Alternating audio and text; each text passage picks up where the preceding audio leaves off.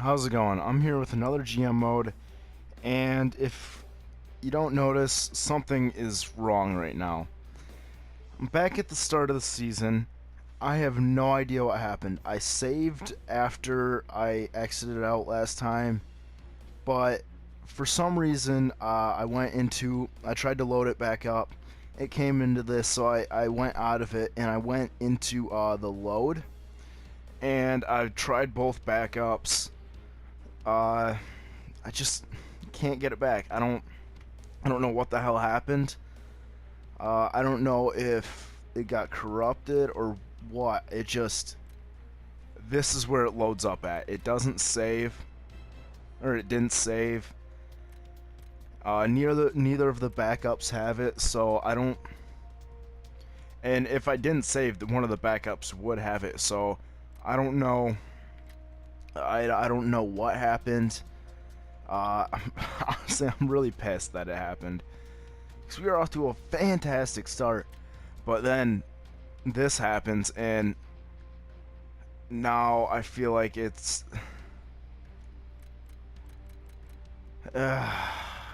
just gotta start back over. I looked around. Everything's the same again. We still got the lines, except no Joe Pavelski. So I don't know. I don't know what to say.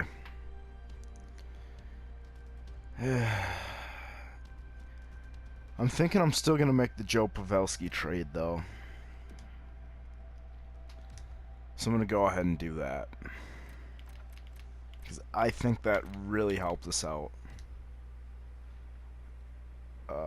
Joe Pavelski. Here we go. Yeah, I want to do this. Alright,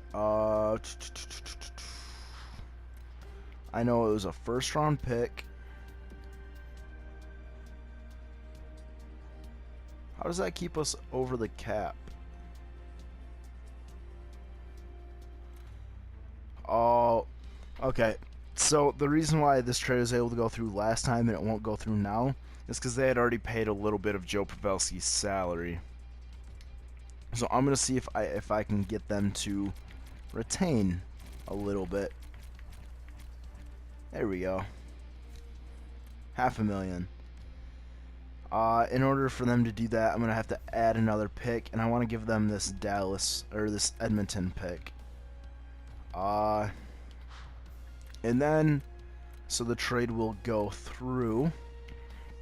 Who was the player that they got out of it last time? It was a street guy, but I don't want to trade him.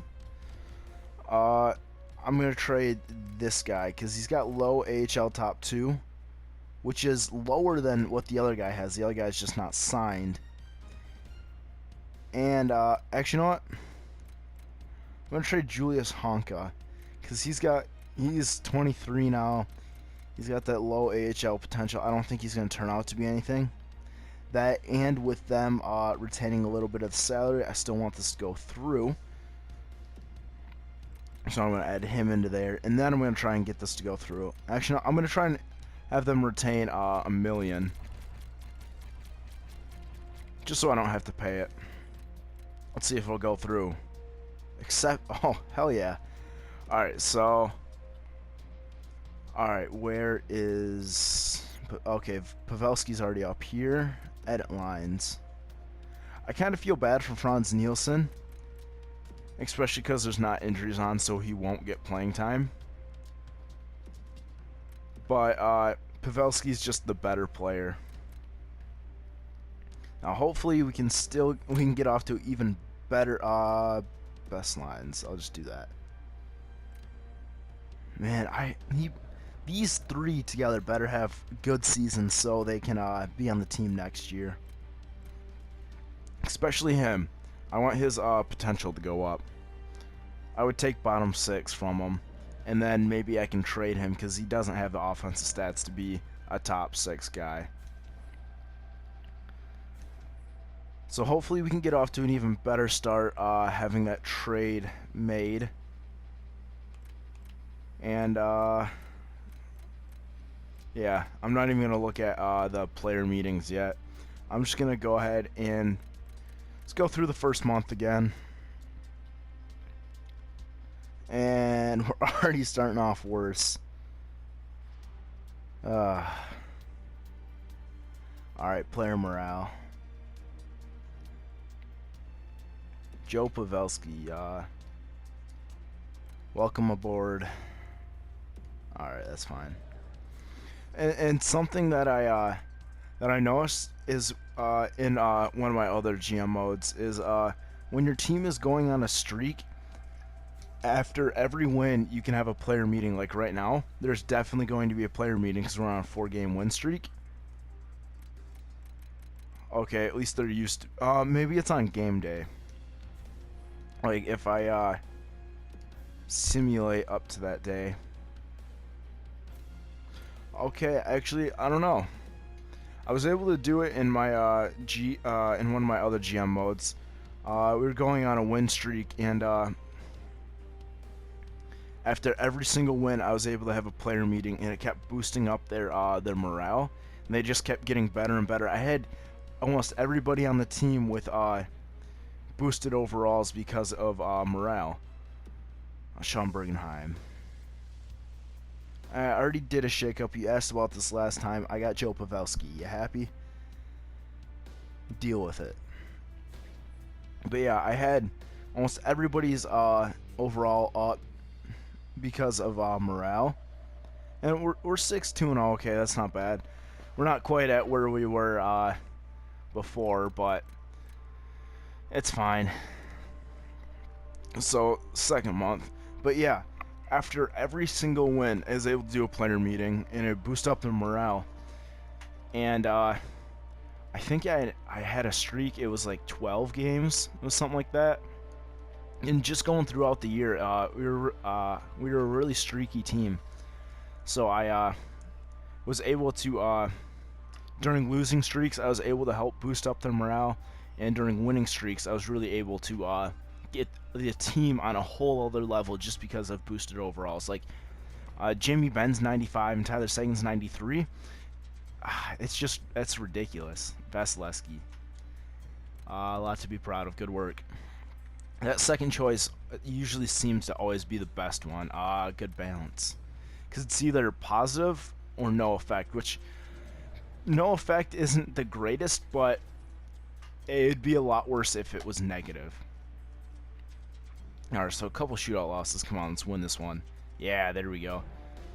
I really think that Joe Pavelski deal is really good because it gives us a second line forward that's playing on the fourth line. Let's do forward 6 weeks. It gives us a second liner that's playing on the fourth line, and he's getting penalty kill time. And he's got good defensive stats, so he's really helping us out. Like if we win against Minnesota, I'm gonna stop it. All right. If I can stop it before the Buffalo game. Alright.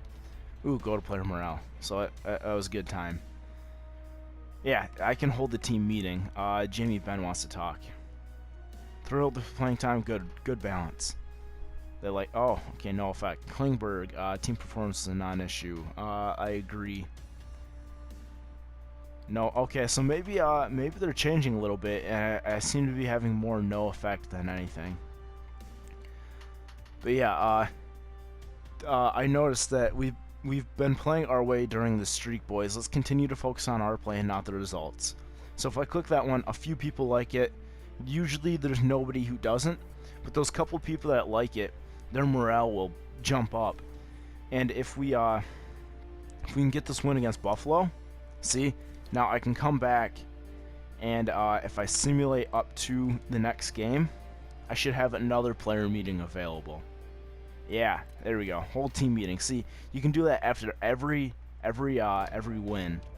So say the same thing, same people grow, and it can really help the depth. It can really help your stars. And what I noticed eventually is after I kept doing it, which I'm not going to sit here and do that every time. It takes way too long. Is that more and more people start to like it, and you can grow their overalls based on morale. Get it up even higher. And I know after the update, that GM mode success isn't based as highly on locker room chemistry and morale and stuff like that. But when you boost up their overall, it's like, I'm going to do the team meeting just because I'm here.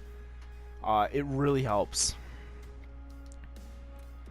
It makes me happy to hear. Okay, see, yeah, this seems to be having no effect on the second one, so maybe I gotta change that up a bit. Keep playing our way. See, there's somebody else in here now, because sure, these are all depth guys, but when you have a good bottom core of the team, it can help boost up the top guys. Now I want to take a look at the stats here. All right, so Jamie Benn.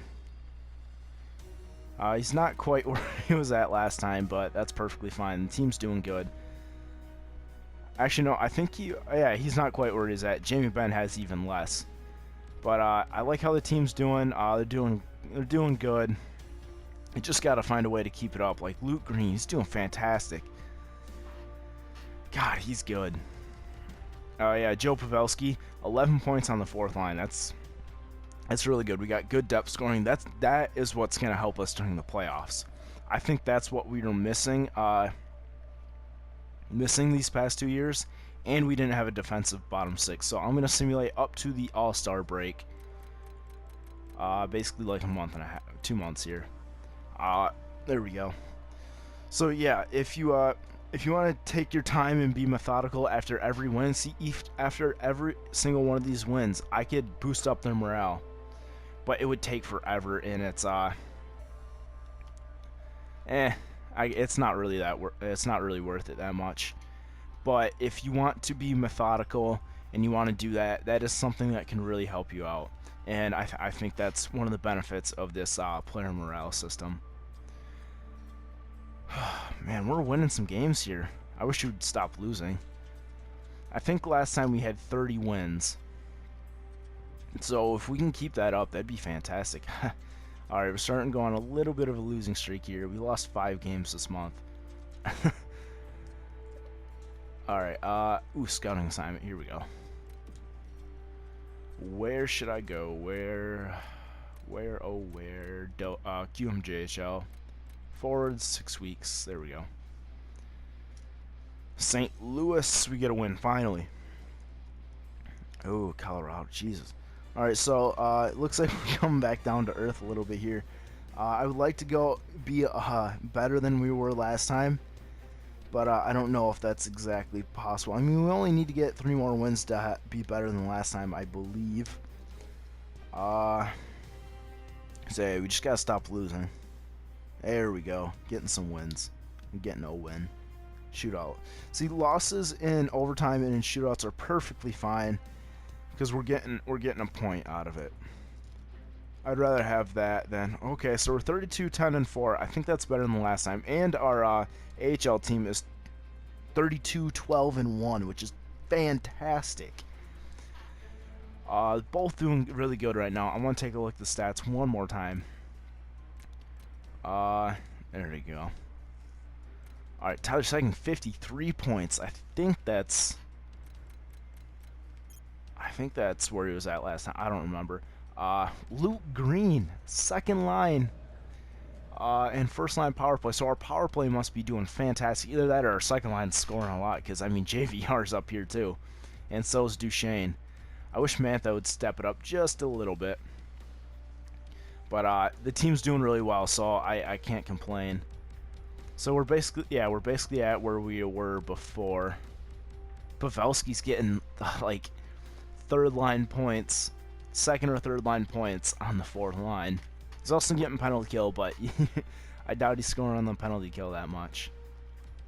I wish Laurent Dauphin would be doing just a little bit better.